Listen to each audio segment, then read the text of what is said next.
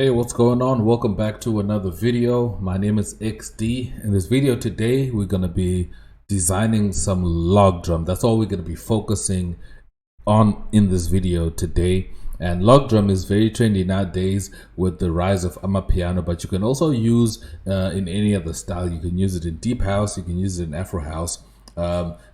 Depending with how you want to design it. That's why I want to make you guys this tutorial of designing log drum and how you can actually achieve a good sound using log drum. And for all my friends that do not use FL Studio, I got you. So down below in the description, I have a copy of DX10. That's a DX10 VST that you can download that has log drum in it. So it's basically the same DX10 that you find in FL Studio, that comes with FL Studio, but you can download it and use it with all other softwares and just add it as a VST. And then you just load up log drum. So I have a link in the description below to where you can actually get this log drum, so you guys can also use log drum, because I know that's a sound that everybody's using nowadays. So if you're looking for log drum, if you've been trying to get log drum and you don't use FL Studio, XD got you. So let's jump into this. So this is what log drum sounds like on its default. Let me just make sure it's reset. It sounds like that. So I have some shaker here. I'm just gonna make a simple pattern using log drum.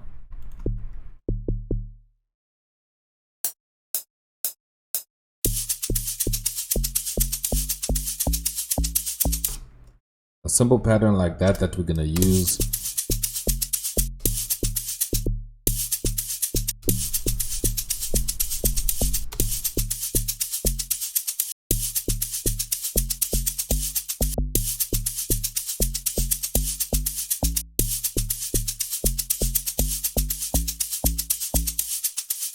So we're going to use this pattern to design the sound of the log drum.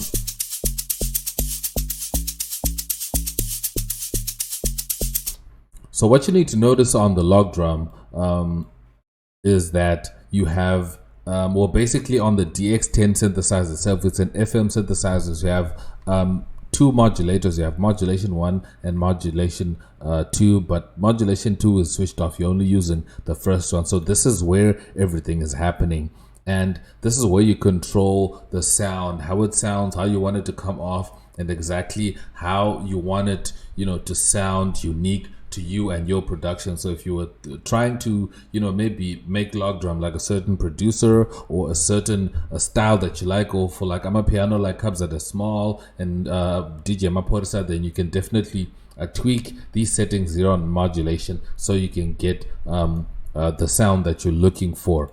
So what you want to pay attention to first is the init. This is kind of what they call the attack of the log drum. So this is where you can control the peak or the attack of the log drum. So if I raise this switch, you can see the spikes are getting a lot longer, and if I drop it down, you can see they are much shorter. So that's what you're doing when you're using log drum and raising this in it. And you also have the time. This actually makes the notes much longer. And you also have the sustain. It also changes the sound and give it kind of a wobbly sound. So you can just play around with these.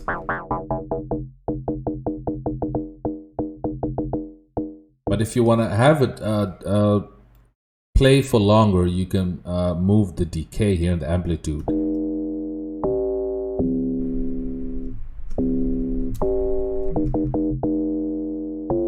And it's now like a proper bass note. So I can drop my attack down.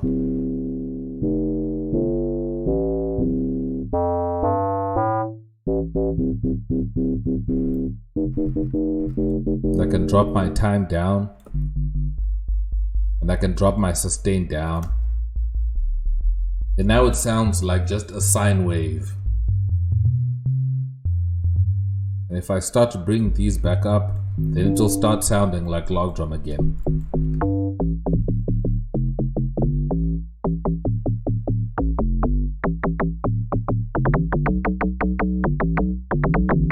So what you would want to do is, the advantages of using log drum in FL Studio is that you can automate these switches easily. So I can automate this switch here just by right clicking and create automation, and then I can make it move. Like I could do that.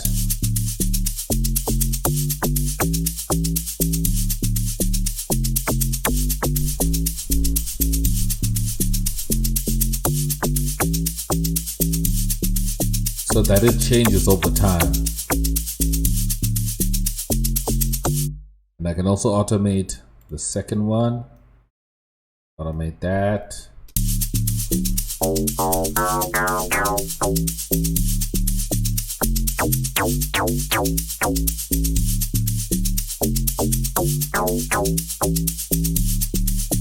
I can also automate my decay.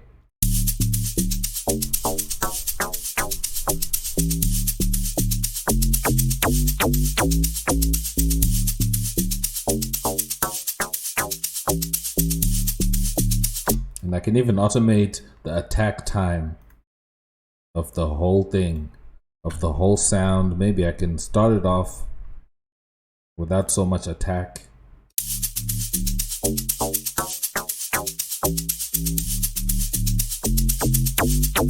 And I can even add curves just to play around with it. So you can see how all these switches are moving on their own.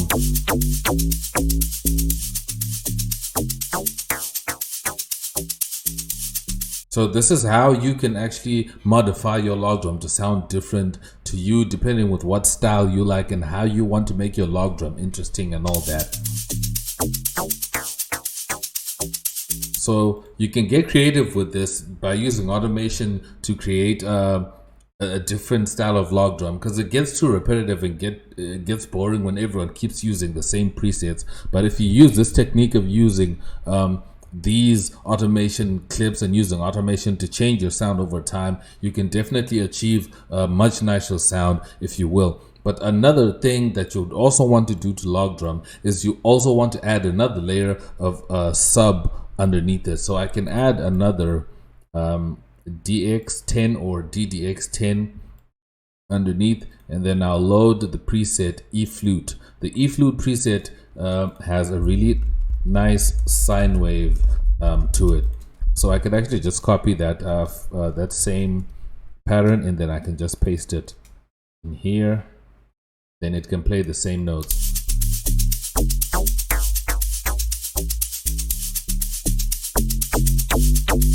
So you get that deeper sub bass out of your log drum. So when people listen to your log drum, they hear that it's really powerful, it's got a lot of bass, it's really strong, it's cutting through everything, because you've added a layer of subs into it. And what you can actually do when you're mixing is you can actually cut out some of the low end, just add EQ and cut out some of the low end in your log drum. Like I could just do cut out some of the bass out of my first log drum, which is my top log drum, and then the E-flute is the one that's going to be playing all the bass section of the log drum.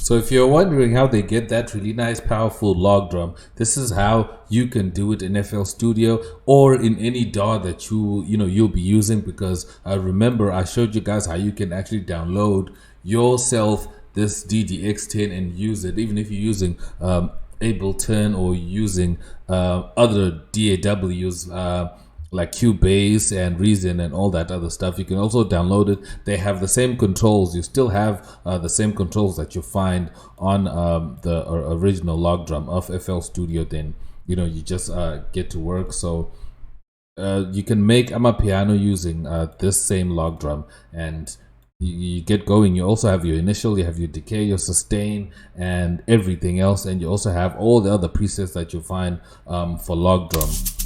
So that's it. So basically the important thing is to make sure that you use automation to make the sound move. And that's it for this video, guys. Thank you guys so much for watching. But you let me know if you're a fan of log drum, or if you're a fan of another bass line, or how you use log drum. Do you use automation? And if this was helpful to you, remember to share this video and also drop me a like down below. I would really appreciate it. If you're new here on the channel, remember to subscribe.